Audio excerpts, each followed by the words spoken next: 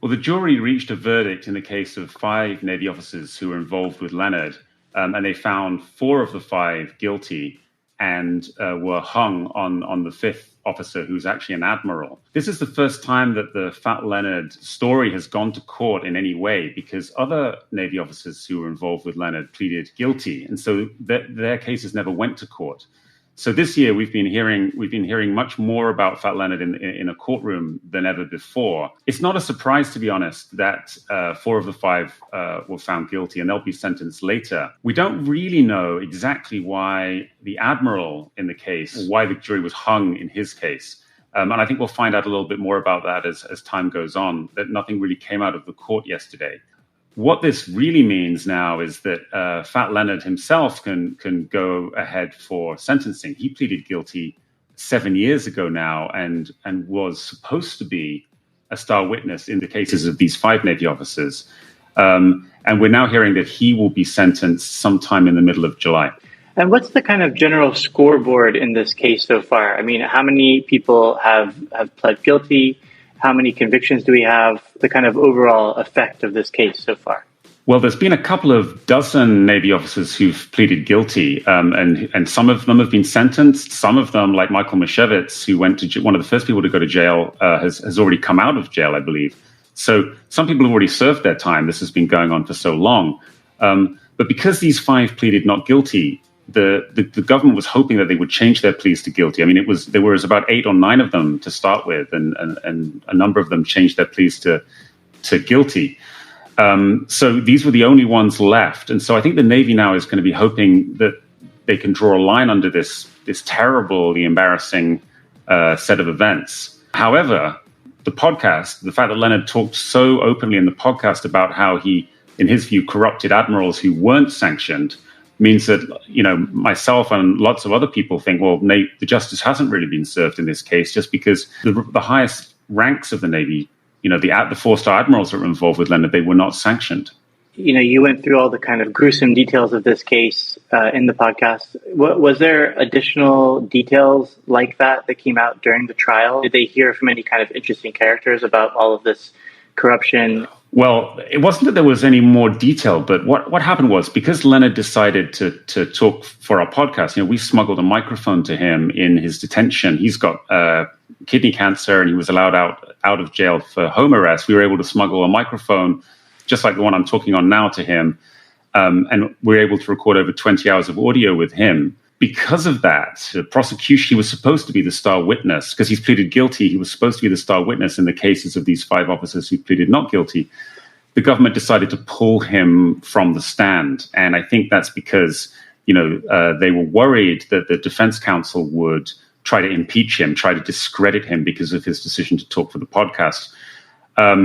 The defense counsel for those officers, they subpoenaed the raw tapes of my interviews with Leonard and read them out during court, in fact, trying to discredit Leonard. I actually believe they took some of those tapes out of context, but they tried to show that Leonard was not a reliable witness. So the government didn't call him to the stand anyway.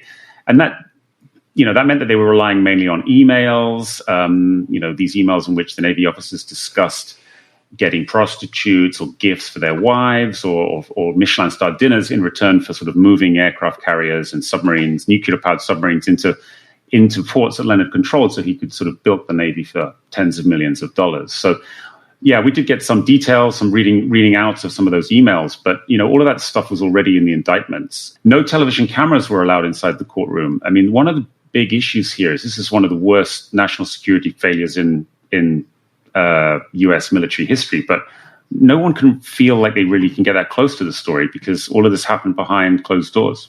Well, I think we talked about justice and whether it's being served, and obviously there's some question over whether or not the higher ranking officers were held to account.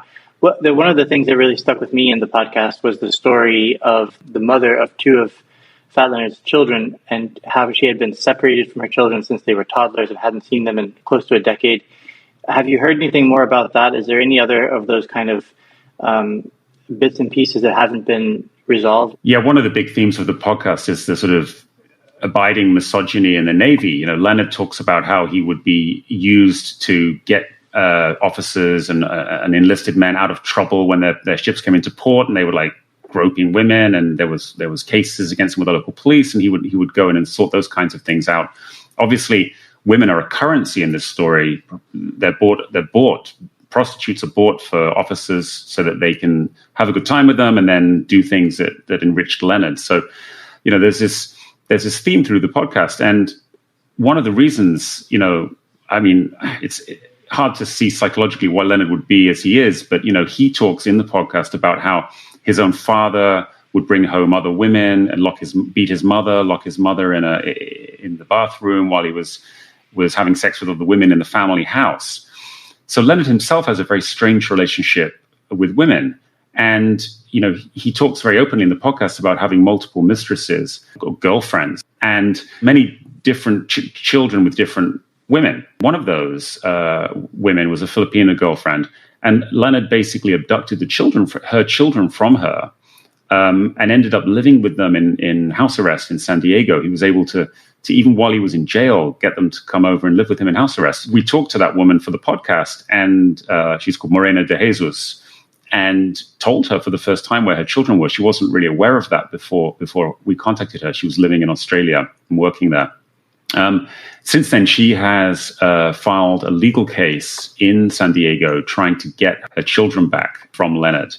And we don't really know exactly what's happened since then because this is an ongoing legal matter. But yeah, I think she's hopeful to get custody of her children again. She hasn't seen them for 10 years. It's really a tragic story. They were toddlers when they left, and now they're, I think, 13 and 14 years old.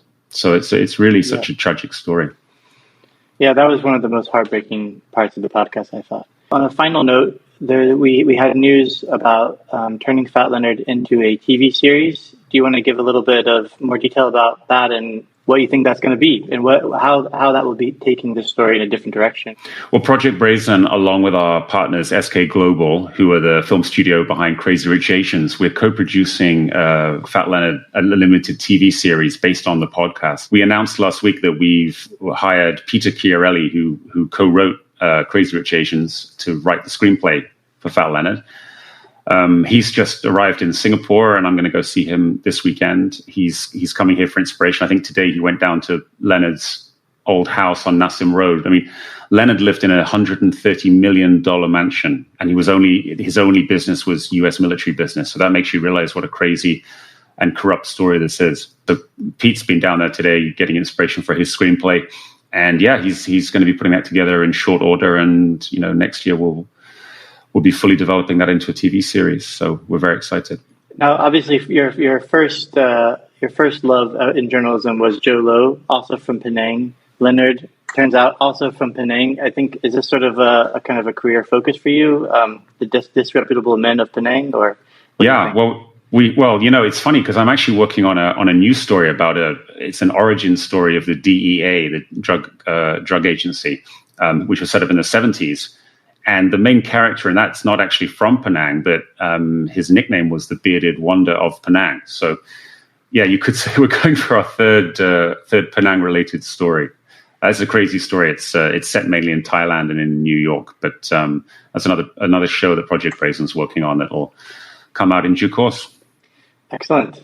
Well, thank you very much. From now on, we're going to be using Project Brazen Originals, our feed, to run additional content about our shows and also just other material from our other work. We have our newsletter, Whale Hunting, another 2 newsletters we launched recently, Gateway, and about the drug world in Northern Europe, and the Brush Pass, which is about the shadowy world of intelligence.